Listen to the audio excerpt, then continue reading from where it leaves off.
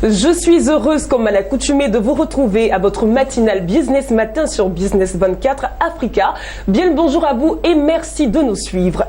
Au menu de cette émission, 2 entretiens. Le premier tournera autour de l'analyse financière et le second portera sur l'économie numérique. Pour en savoir plus, je vous prie de bien rester en place. On se retrouve tout juste après ce générique.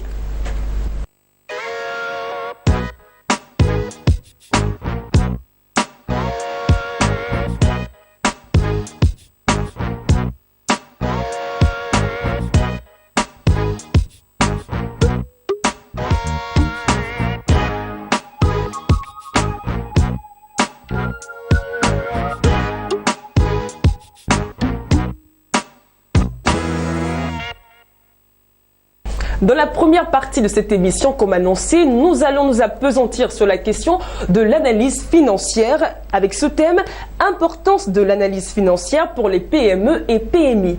Pour en parler, nous avons sur ce plateau un consultant certainement bien averti en la matière. Il se nomme Monsieur Bowie Israël. Il est professeur de comptabilité et de gestion financière. Bonjour à vous. Bonjour. Comment allez-vous? Très bien, chez vous. C'est un plaisir de vous avoir. Vous m'avez retourné la question, je vous réponds que je vais très bien. Et c'est sûr que ça se voit, non? Ah oui, je suis rassurée là. Comme je l'ai dit tantôt, on parle avec vous d'analyse financière pour les PME et les PMI, n'est-ce pas? Alors tout de suite, il serait intéressant de comprendre les différents vocables qui sont donc dans ce thème, à savoir analyse financière et ensuite PME et PMI. On commence donc par l'analyse financière. Alors, l'analyse financière pourrait se définir comme étant une activité qui permet d'étudier les informations comptables et financières de sorte à aboutir à une évaluation des performances économiques et financières de l'entreprise. Très bien, ça fait beaucoup technique tout cela. En des mots plus simples, est-ce que vous pourriez nous expliquer ce que c'est que l'analyse financière? Ou bien vous avez été assez simple ainsi? L'analyse financière, c'est l'étude du bilan et du compte du résultat et tout ce qui est information comptable en fait, de sorte à aboutir à un diagnostic financier de l'entreprise. Ah très bien, je pense que le mot est ressorti, diagnostic financier. Très bien. À côté de cela, on parle de PME et PMI. Oui. C'est vrai qu'on entend parler de PME et PMI par-ci et par-là et on a tous le sentiment de savoir ce que c'est. Est-ce que vous pourriez vraiment nous éclairer la lanterne sur cela? C'est quoi réellement une PME? C'est quoi une PMI? Les tests légaux ivoiriens veulent qu'une PME soit définie comme étant une entreprise qui emploie entre 1 et 200 salariés et qui réalise un chiffre d'affaires inférieur ou égal à 1 milliard. Donc ce sont ces deux conditions cumulatives qui font qu'on appelle une entreprise PME-PMI. Très bien. Parlons à présent de choses pratiques. Quels sont les métiers qui découlent de l'analyse financière pour tous ceux qui voudraient par exemple embrasser cette branche? Déjà, il y a la comptabilité. Ah, la comptabilité. Oui. Il y a le contrôle de gestion, il y a le contrôle interne et il y a l'analyse financière, bien évidemment. Puis bon, tout ce qui touche aussi à l'analyse financière déboule d'un métier.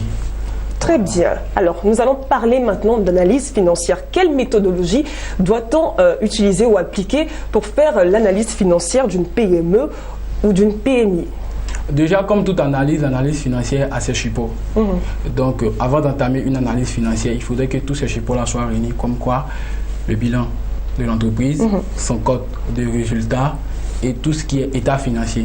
Une fois que toutes ces informations-là sont réunies, on peut ainsi entamer une analyse financière à proprement dit. Et qui peut le faire justement? N'importe qui, quand je dis n'importe qui, je veux dire toute personne ayant étudié la finance peut s'aventurer à être analyste financier, ou bien c'est une branche à part entière qu'il faut étudier à l'école pour pouvoir ensuite exercer?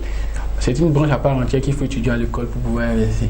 Parce que dans le système éducatif ivoirien, quand on a le BTS Finance Comptabilité, on ne peut pas du coup se prévaloir de la fonction d'analyse financière. Parce qu'il y a encore plusieurs doutes qu'avant encore. Donc c'est après le BTS Finance Comptabilité, on poursuit en études de finance et on voit les techniques d'analyse financière et on peut se prévaloir de la qualité d'analyse financière. Très bien. À la volée comme ça. Très bien, merci. Merci pour l'information. Revenons justement à la vie des PME et PMI. En quoi est-ce qu'il est important de solliciter l'aide ou l'apport d'un analyste financier en vue de l'évolution des PME et PMI? L'analyse financière est un véritable support de prise de décision. Or, nous savons tous que la matière première d'une décision, c'est l'information.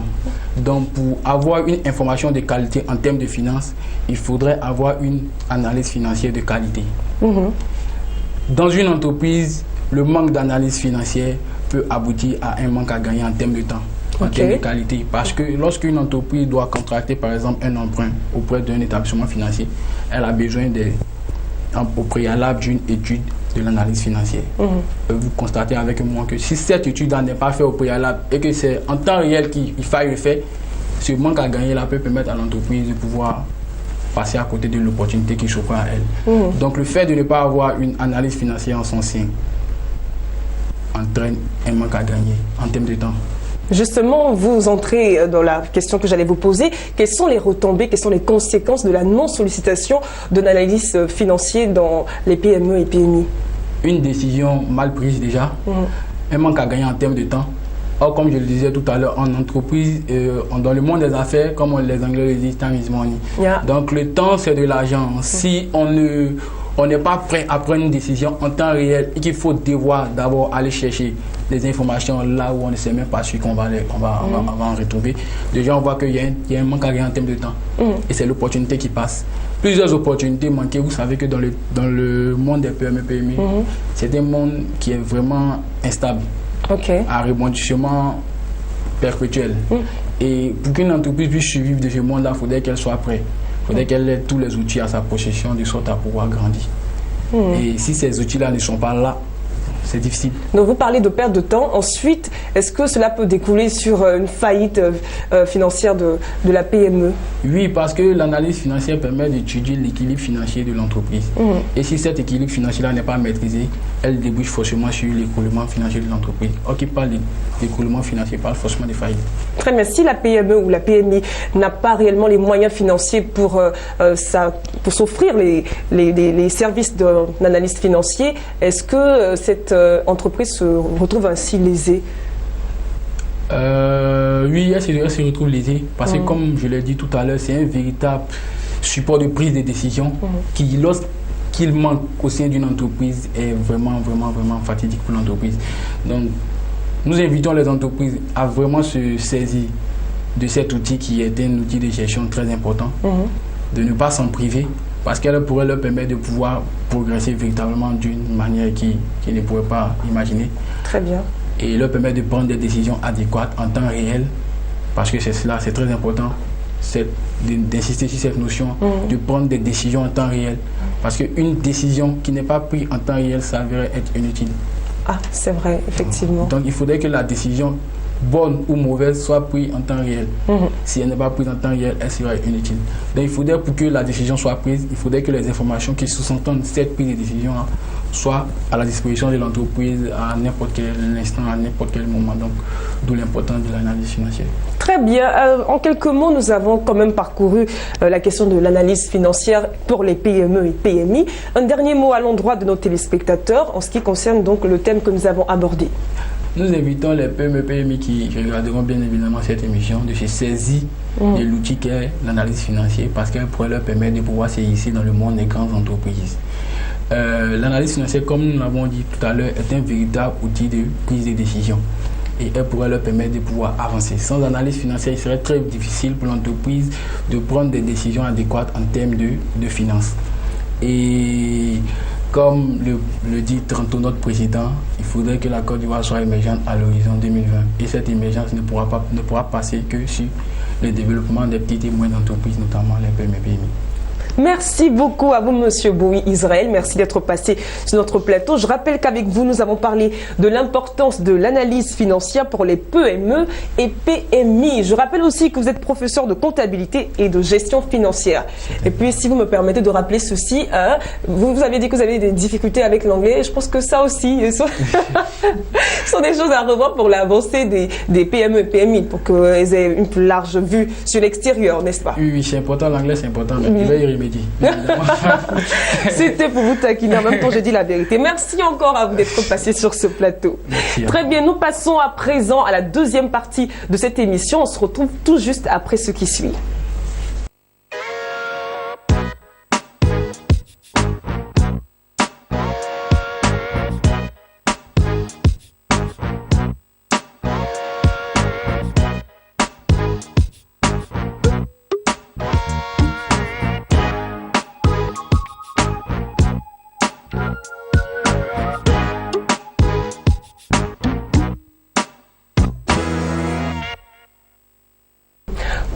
annoncé à l'entame de cette émission, nous abordons dans cette deuxième partie un sujet, celui de l'économie numérique. Et pour ce faire, nous avons sur ce plateau un consultant qui est un nom bien connu du monde éthique en Côte d'Ivoire, en Afrique et même hors des frontières africaines. Il est explorateur de l'innovation dans le secteur d'éthique. Il est par ailleurs cofondateur de Haut Village, qui est un espace de transformation sociale. Je crois que son visage parlera mieux que mes mots. On le découvre ensemble. Bonjour Cyriaque Bogou. Bonjour Colette. Comment allez-vous? Très bien, et vous? Oui, très bien, Dieu merci. C'est un plaisir de vous avoir sur ce plateau. Plaisir partagé. Eh bien, très bien. Avec vous, nous parlons donc d'économie numérique. Très bien, nous allons, comme dans la première partie, nous a donné un exercice de définition. Qu'est-ce que c'est que l'économie numérique? L'économie numérique, c'est vrai que depuis un certain temps, nous entendons parler un peu partout. C'est pas un effet de mode, c'est juste que c'est tout ce qui concerne le secteur de l'informatique, le secteur des télécommunications, le secteur de l'information, mais dans lequel on cherche un modèle économique. Donc, comment faire vivre ce modèle-là, ou bien comment créer de nouveaux métiers, ou bien même comment transformer des métiers qui peuvent être pourvoyeur d'économie dans ce domaine-là. C'est pour cela que le mot économie numérique est de plus en plus fort, de plus en plus entendu dans presque toute la presse aujourd'hui. Très bien. Justement, vous parlez de métiers. Quels sont les métiers qui découlent du secteur de l'économie numérique?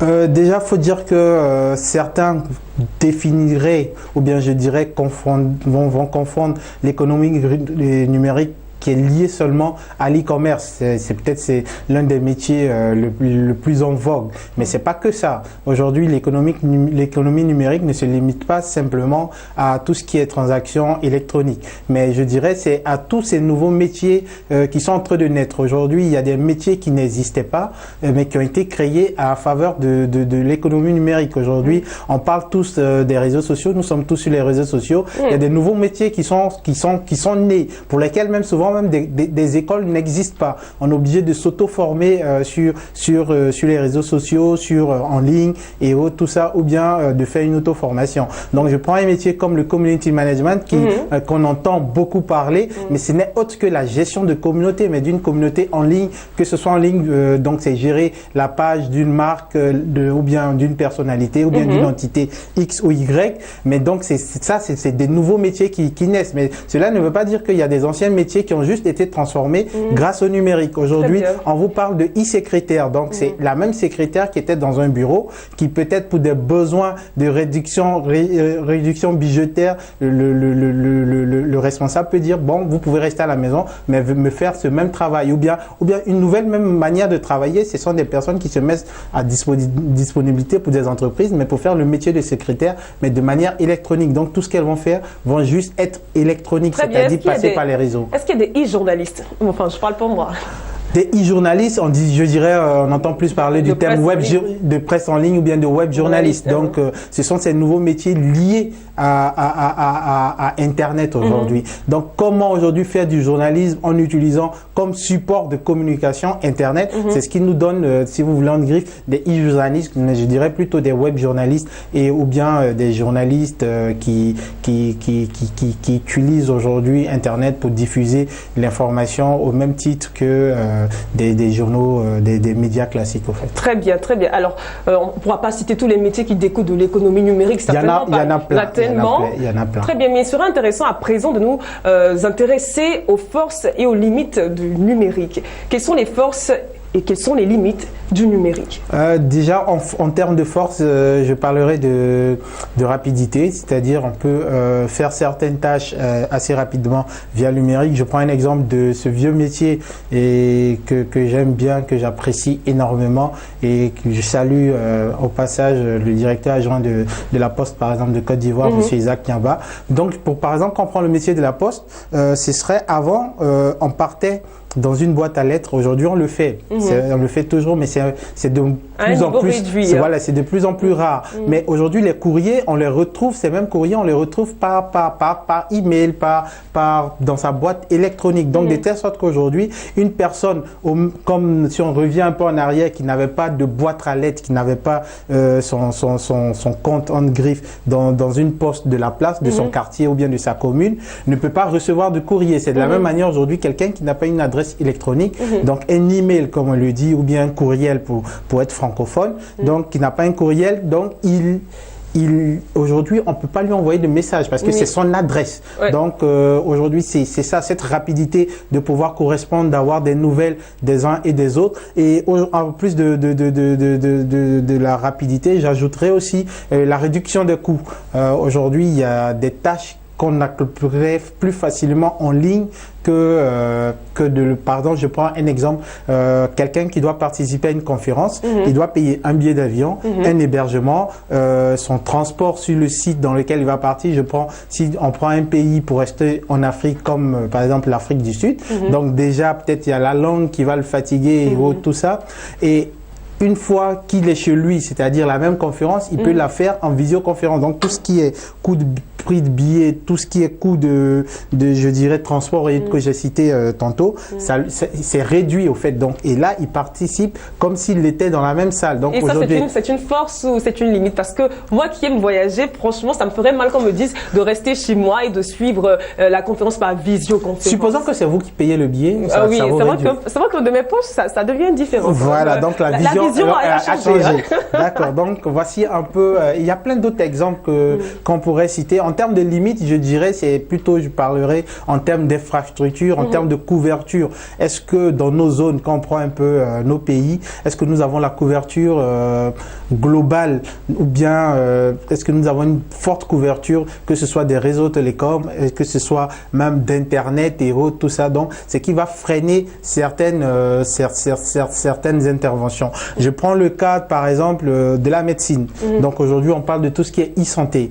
Donc, aujourd'hui, il y a pas trop longtemps, il y a eu un séminaire à Grand Bassam dans lequel un professeur ivoirien, donc je ne prends même pas d'exemple d'ailleurs, je prends des exemples d'ici, qui, depuis le CHU de Treichville, peut faire des analyses de quelqu'un qui a une certaine maladie. On lui emmène juste les informations, soit par SMS, soit email. Il fait un regroupement, il étudie et il fait un retour au médecin sur place. Ce qui évite aux patients, par exemple, de se déplacer pour venir sur Abidjan. Peut-être même il n'y a même pas de place où il devait faire le scanner et tout ça. Mais étant sur place, il fait ces petites analyses-là. Il fait le scanner à distance? Il peut analyser les résultats qu'on lui emmène au lieu de prendre un rendez-vous avec peut-être cet éminent chercheur ou bien docteur. Donc ça va prendre du temps, il faut venir à Abidjan, il faut se déplacer, il faut se nourrir, donc ça réduit tous ces coûts-là. Donc il y a plusieurs aujourd'hui domaines d'activité dans lesquels Internet ou bien je dirais le domaine électronique, donc pour parler d'économie numérique, dans lequel le numérique est en train d'interagir véritablement. D'accord, donc en termes de limites. Pour revenir à cet exemple, est-ce que ce médecin en question, il reçoit ses honoraires comme au cas où il aurait reçu le patient de visu? Oui, aujourd'hui c'est pris en compte par le corps de métier. On sait que c'est un service qu'il est en train d'appliquer. Donc c'est pas pour dire que ça. Mais après, ce médecin, quand tu discutes avec lui, tu sens en lui véritablement un passionné qui parle, qui voudrait que l'e-santé puisse, et il a fait des propositions au ministère, est en train d'être implémenté. Donc il y a des choses qui sont en train de se faire ici en Côte d'Ivoire dans l'économie numérique. Donc c'est pour dire qu'on peut rester en Côte d'Ivoire et faire des choses avec le numérique. Très bien, abordons à présent la phase des limites, les limites du numérique. Quelles sont-elles? Les limites du numérique, comme je l'ai dit, aujourd'hui, c'est par exemple comment je vais dire ça? J'ai parlé tantôt d'infrastructures. C'est vraiment important d'avoir les infrastructures. C'est-à-dire, il faudrait une large couverture de toutes ces infrastructures là sur notre territoire. C'est vrai que le gouvernement est en train de mettre en place tout ce package d'alimentation de la fibre optique dans tout le pays pour que aujourd'hui ma grand-mère qui est au village, je puisse faire des choses. Elle peut être là-bas et suivre ses cours en ligne. Si elle a envie d'apprendre une langue, elle peut l'apprendre parce que je prends par exemple l'anglais. Si aujourd'hui elle décide d'apprendre l'anglais, elle pourra faire ses cours en ligne parce que la connectivité le permettra. Elle aura une connexion peut-être moins chère parce que les infrastructures sont un peu à sa disposition. La connexion est bien, elle peut suivre un professeur qui est dans un autre pays en direct et ainsi de suite. Donc aujourd'hui, en termes de limites, je dirais, je veux plus me limiter franchement aux infrastructures parce que c'est un besoin vraiment pressant et une fois que toute la Côte d'Ivoire sera vraiment couverte en termes d'internet ou bien même des réseaux mobiles, on verra d'autres choses qui se feront. Déjà aujourd'hui, on voit avec le paiement mobile ce qui se passe. Aujourd'hui, c'est vraiment une forte utilisation comment je vais dire ça, de la population. Aujourd'hui, la population est tellement habituée à l'utilisation du paiement mobile par rapport même à la bancarisation. Il y a beaucoup qui utilisent plus tout ce qui est paiement mobile que d'aller avoir un compte dans une banque. Donc, c'est pour dire que le numérique est en train de faire son bon chemin ici en Côte d'Ivoire. Vous me permettez justement de poser la question suivante. Est-ce que le numérique ne vient pas mettre en difficulté des domaines d'activité déjà existants? Vous parliez justement du paiement par mobile money, c'est bien cela le terme à utiliser en anglais. Eh bien, est-ce que ça ne vient pas mettre en difficulté les banques qui existaient déjà? Je dirais aujourd'hui, c'est une question qui revient à chaque fois qu'on parle du numérique. Hein. Est-ce que ça ne vient pas tuer les anciens métiers qui existaient? Je dirais aussi, je verrais la question autrement. Je dirais, est-ce que les anciens métiers aussi ne doivent pas s'adapter à ce nouveau mode de fonctionnement, ce changement de fonctionnement? Aujourd'hui, le monde est en train de fonctionner. Prenez un petit enfant de 2 ans, 1 an même, lorsqu'il prend votre smartphone, il fait des choses que vous-même, en tant que grand, vous savez même pas que c'est dans votre téléphone. Donc c'est pour dire que aujourd'hui, c'est à nous qui sont dans les anciens métiers de chercher à nous adapter. Comment dans cet ancien métier-là, je peux améliorer mon travail par le numérique. Donc dire que ça tue, c'est vrai, mais c'est la vie, c'est l'évolution qui le veut. Peut-être nous sommes dans notre environnement ici, on ne le voit pas. Tout récemment, j'étais dans un pays européen, mais tu veux payer ton ticket de métro, mais il y a personne pour te le vendre, quoi. Tu vas, si tu sais pas lire, tu es foutu. Si tu sais pas utiliser tout ce qui est numérique, tu peux pas te déplacer. Donc voici une limite aussi. Vous le disiez tantôt, il n'y a pas forcément de branches dans les universités qui apprennent les différents nouveaux métiers du numérique. Donc, mais après, c'est une nouvelle culture qui est en train de se faire. Donc c'est à nous de nous rééduquer. C'est-à-dire face au numérique, qu'est-ce que je fais? Je cherche à apprendre, je cherche à m'améliorer. Je reste pas là pour dire bon, il faudrait qu'on adapte par rapport à moi, on adapte tout service qu'on va faire, on l'adapte qu'à moi seul. Si aujourd'hui on veut l'adapter qu'à nous seuls, mais on sera vraiment lésé par rapport à d'autres personnes. Parce qu'il ne faudra pas qu'on se limite seulement dans notre marché. Il faudra qu'aussi on voie comment on peut étendre comment je vais dire ça, comment on peut étendre ces services-là. Aujourd'hui, ce qui nous limite un peu, c'est de vouloir faire des services qui sont adaptés que seulement dans notre zone. Mais aujourd'hui, on parle de mondialisation, de globalisation. Donc, comment faire que ce service que je lance, peut-être aujourd'hui dans le numérique, on puisse l'exporter ailleurs. Donc, je ne verrais pas ça comme un frein, mais je dirais ça doit nous apporter, nous, utilisateurs, nous, consommateurs, à avoir de nouvelles habitudes. Très bien. Ça pourrait aussi nous emmener à nous demander s'il ne pourrait pas avoir une volonté politique de vulgariser l'utilisation du numérique ou de vulgariser l'apprentissage des nouveaux métiers du numérique. Par contre, là, je suis d'accord avec vous et ça, c'est ce que nous essayons de faire depuis quelques années et je pense que le gouvernement est en train de le faire puisqu'ils ont mis en place des institutions comme l'ANSUT et autres. C'est pour essayer de vulgariser, je pense, faire la promotion de tout ce qui est utilisation du numérique ici en Côte d'Ivoire. Et c'est à nous, population, moi, ce que j'ai constaté après avoir évolué dans tout ce domaine, soyons francs avec nous-mêmes, l'État ne peut pas tout faire. Et aujourd'hui, je voudrais dire à tous ceux qui nous regardent que il y a des choses que nous pouvons faire mieux que l'État. N'attendons pas que l'État vienne le faire à notre place. Sinon, ça ne se fera jamais. Donc, c'est pour ça qu'un espace comme au village, on l'a créé. Très bien. Mais je veux dire, des personnes physiques, enfin dans leur individualité, ne peuvent pas forcément générer le même produit ou le même résultat que s'il s'agissait de l'État ou d'un ministère en charge de cette question. Je suis d'accord, mais au fait, pour revenir à ce que vous dites, c'est qu'il doit avoir une certaine complémentarité. L'État ne doit pas être à gauche, et la population à droite. On doit tous se mettre ensemble. Une fois dans les pays développés, ce qui se passe, c'est que les deux travaillent en parfaite complicité. Donc, on voit un véritable boom. Mais si chacun veut travailler de son côté, ne sait pas ce que l'autre fait, on va vouloir refaire la roue alors que la roue a déjà été créée. Donc, c'est comment aujourd'hui l'État fait ses formations. Vous, si vous pouvez faire dans vos formations, mais peut-être dans un secteur où l'État peut-être ne va pas toucher, peut-être vous faites pour les femmes, l'État peut-être va faire pour les enfants, ainsi de suite, et après c'est toute la population qui commence à être formée. Donc je pense que la balle est dans le camp de tout un chacun. Si les gens ne savent pas, n'ayons pas honte de demander, ça c'est un constat qu'on a fait, les gens ne connaissent pas mais ils sont cramponnés dans leur position. Essayez de vous rapprocher, il y a plein de communautés qui font des choses assez excellentes, allez-y, on a toujours quelque chose à apprendre. Moi, quelqu'un qui me dit qu'il s'ennuie, je trouve ça un peu gauche, quoi, parce que je me dis il y a tellement de choses à faire, il y a tellement de choses à apprendre. Et sans bouger depuis sa position, avec en fait, un ordinateur. Je prends l'exemple de ces réseaux sociaux sur lesquels tout le monde est. Je ne sais pas si j'ai le droit de citer Facebook, par exemple. Bien sûr, mais aujourd'hui, Facebook, les gens passent du temps à faire, je dirais, des choses qui ne sont pas productives. Mais avec la même utilisation de Facebook, il y a des gens qui gagnent leur argent. Ah bon? Dites-moi un peu, parce que franchement, je me sens concernée. Par exemple, le métier de community management, c'est ça. Très bien, oui. C'est de faire la promotion des marques.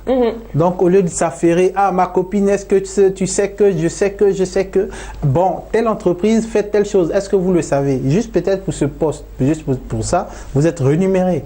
Aujourd'hui, ce sont des choses qui se font et aujourd'hui les marques en cherchent mais ils n'en trouvent pas parce que je suis là moi, oh là là, ça peut être une idée pour quelqu'un qui veut vendre. Moi je connais des gens qui n'ont pas de magasin mais ils vendent tout sur Facebook. Oui, effectivement. Et ça marche énormément. Absolument. Donc dire que je fais rien. Ok, d'autres idées encore, ça nous intéresse. Passer au village, la suite des idées. Merci de le dire ainsi. Donc alors la précédente réponse nous permet tout de suite de faire ensemble avec vous donc l'état des lieux de l'évolution de ce secteur en Afrique. En Afrique, il faut dire que le secteur est en train de beaucoup d'évoluer. D'ici quelques années, la population de l'Afrique va doubler, voire même tripler. Donc, et aujourd'hui, l'utilisation d'un smartphone, juste pour vous faire rire, c'est une anecdote que j'aime bien utiliser. Il y a plus de téléphones portables que de brosses à dents dans les foyers. Donc, je suis d'accord. Ce qui veut dire qu'aujourd'hui, on doit déjà éduquer cette population africaine à utiliser aussi les accompagner. Il y a des jeunes extraordinaires. Moi, chaque 2 semaines, j'entends de ces idées révolutionnaires, mais ils n'ont pas l'argent pour être accompagnés. Il faudrait que nos ministères qui s'occupent de l'économie numérique s'y penchent un peu. Aujourd'hui, quand tu vas dans d'autres pays, ils ont vraiment mis des structures par rapport à ça. Donc, il faudrait que ces mêmes structures-là, on puisse les avoir ici. Ça peut être des incubateurs où les jeunes peuvent venir, ça peut être des espaces où les gens peuvent venir parler du numérique et autres, mais surtout, je dirais, la bonne utilisation du numérique. Parce qu'on connaît un peu ce qu'on a vécu ici avec le fléau des brouteurs. J'aime pas trop parler d'eux parce que plus on parle d'eux, on leur fait de la publicité, alors qu'il y a d'autres personnes qui font des choses excellentes dont on n'en parle pas. Et nous, c'est ce qu'on veut faire. On veut faire la promotion de ces jeunes-là qui font des choses excellentes. Donc, comment aujourd'hui faire évoluer ces choses-là en Afrique? Et ce qui est intéressant, c'est qu'en Afrique, aujourd'hui, il y a des communautés qui se créent et chacun commence à se connaître, que ce soit dans la communauté francophone, la communauté anglophone. Donc, le numérique est en train de prendre un véritable ascendant en Afrique. On a vu un peu malheureusement, c'est un exemple un peu gauche, c'est la révolution des printemps arabes. C'est passé par le numérique. C'est pas si gauche que ça, c'est très pertinent d'ailleurs. Donc c'est passé par le numérique. Donc c'est pour dire qu'on doit véritablement s'y pencher. Même ici en Côte d'Ivoire, on a vu que le numérique a fait basculer des décisions, des opinions et autres, tout ça. Donc c'est pour dire que le numérique aujourd'hui a une véritable place. Et tant qu'on ne prendra pas en compte ce côté-là, et en termes de PIB même de certains pays, le numérique contribue au PIB du pays. Donc, ça crée des emplois. Ça crée beaucoup de choses. Donc, pourquoi ne pas s'investir véritablement? Ça crée des emplois, ça tue des emplois malheureusement. même si vous ne voulez pas qu'on le dise ainsi. Ça tue des emplois. Non, mais je vous l'accorde. De toute façon, vous avez parlé d'adaptation de ces emplois. ancien, si je puis me permettre, voilà, au nouveau mode voilà, d'évolution. C'est bien cela? C'est bien cela. Bon, d'accord, je pense que j'ai bien compris, hein, j'ai bien retenu. Et c'est sûr que les téléspectateurs aussi. Nous avons fait le tour de la question, n'est-ce pas?